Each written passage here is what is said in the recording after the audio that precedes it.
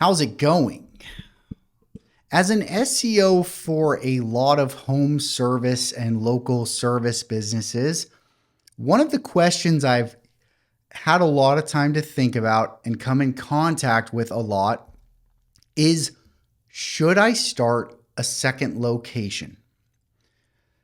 And I think this is a really interesting question that also comes with a gigantic misstep and risk that I see a lot of businesses make, which ends up being a very, very costly blunder.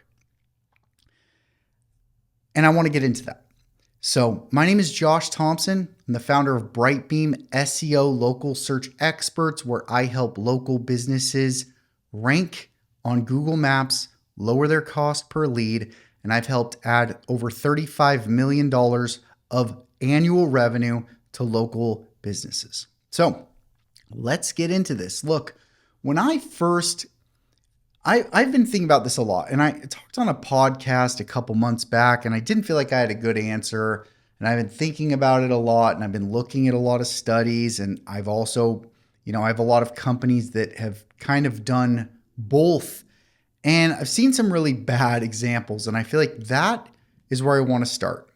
Because I think the best way to think about this is in relation to protecting the worst case scenario from happening. Because I just think that's a good way to look at this. What is the worst case scenario? How do we avoid that? And then where are the positives at? That we can gather as long as we're avoiding this kind of worst case scenario. So with that, a second location. I think the biggest thing I want to point out with starting a second location is this. If you can't start a second location, or let me put it this way.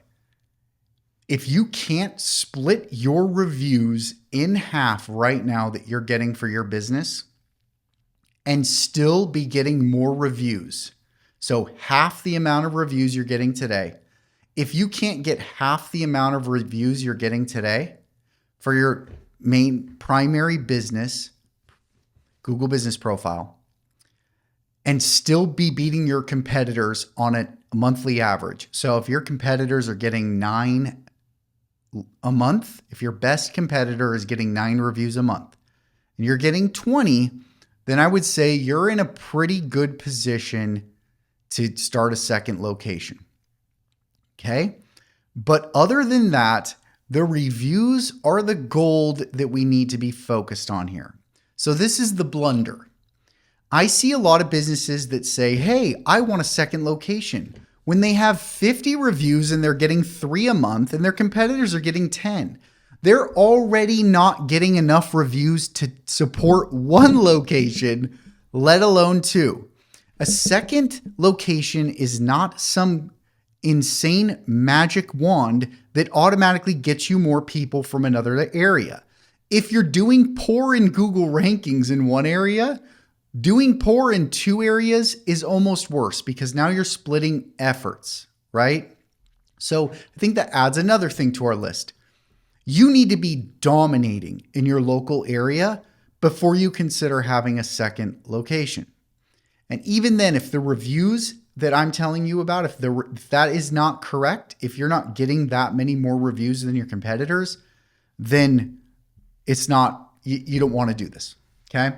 So now, with that, there's a few exceptions that I want to talk about, and they're not necessarily exceptions to this first rule, but they're kind of situational where I would think about this differently. So number 1 is if you are actually going to run another crew, right? If I'm a dentist and I'm opening another location, then I really don't have a choice, right? But that doesn't really reflect with a lot of home service businesses.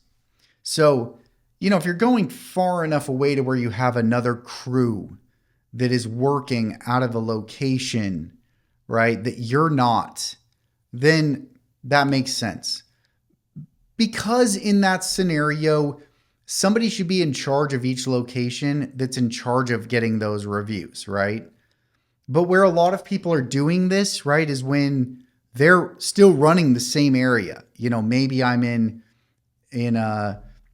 North and South Portland, or East and West Boise, or, East and West Phoenix, and I want to put up another map listing, right? So if somebody else is running it and somebody else is in charge of getting those reviews, I find it's difficult to focus on getting reviews for multiple locations. You need somebody who's in every day saying, how do I get more reviews for this location, right? So that's number one. Number two is if you offer two primarily different services and you can still split the area. So if I have a plumbing and an HVAC company, and I see this a lot, and let's say I have a location on the east side and on the west side of town, then I might make those locations, obviously locations, right? A lot of these service locations are locations, not real locations, right? But I might make one of those a plumbing and one of those an HVAC listing so that they're actually competing in different markets. Okay. So that's a really good potential use of two locations. So I like that idea. That's probably one of the few approaches that I might consider where the reviews are at and still make that move if I do those. But a lot of businesses that do that are already getting strong reviews. They probably already have a strong foothold in their local area, right? If they're adding another giant service like that. So that I think is a good way to look at it, right? But you don't want those to be in the same building. You can't have my business plumbing and my business HVAC in the same building, or those are going to end up most likely getting merged back together, and you're actually going to lose any of the progress you made for one or the other, right? So don't do that in that way. So, and then just remember, like, the keywords in your name are important, right? But the more locations you have, the more you can't make an argument that those locations, right, you can't use those keywords as easily. Like, I can't call myself My Business Boise, and then I have a My Business Meridian or a My Business Nampa. Those aren't the same name. And it's obvious at this point that if you have businesses with different names that you are keyword stuffing, because that's not your real name, right? So it does limit your ability, right? Those names are likely going to need to match up in every area and in every city, or it's going to be obvious to people that that's not your real name. So you lose that ability to kind of target your local area or target one local area really well with keywords.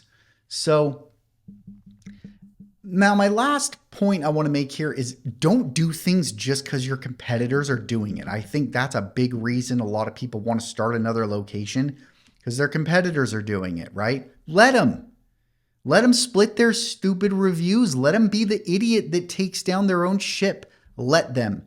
Do not let other people's bad decisions lure you into making your own and following them down into their own death trap.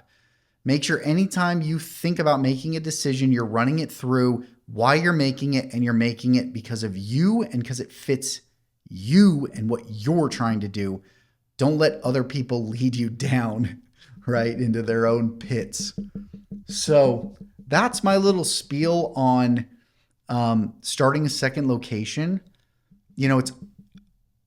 I think that what my answer is at the end of all this and thinking this through a little bit is just no, unless it's you have to, or you have a insanely compelling reason to do the second location. Otherwise, don't do it. So that's my little rant on locations. I think this is a really fun topic for me. If you want to talk more about your business or SEO generally, josh@brightbeamseo.com is my email, brightbeamseo.com. Right now, I'm offering a free audit to anyone and everyone. If you have a website and you have a Google business profile and you want to know what you're doing well, what you're not, what you should be, what you can add, all of that information, send me an email or visit my website, contact me through there, and I will send you an audit of your business absolutely free. So with that, we will see you tomorrow. Peace out.